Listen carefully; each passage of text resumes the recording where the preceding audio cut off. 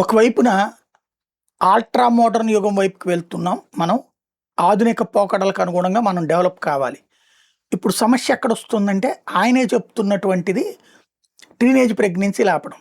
ఇప్పుడు టీనేజ్ టైంలో అయితే పెళ్లి చేసేసుకుని పిల్లల్ని కనేస్తున్నారు. మామూలుగా అయితే గనక 18 ఏళ్ల లోపు పెళ్ళొద్దు, పిల్లల్ని కనొద్దు ఇది.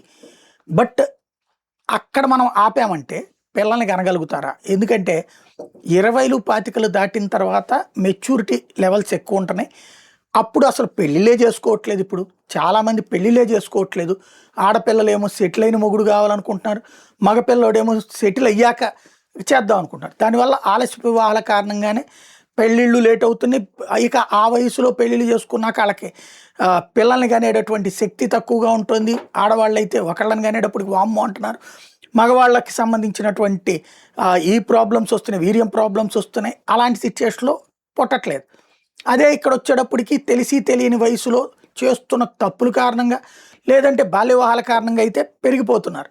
కాబట్టి ఈ రెండిటి ఇది ఎంకరేజ్ చేయాలా, అది ఎంకరేజ్ చేయాలంటే అక్కడ వాళ్ళని మార్చలేం, ఇక్కడ వీళ్ళని మార్చగలం అన్నటువంటిది ఎంతవరకు సాధ్యం అన్నది చూడాలి.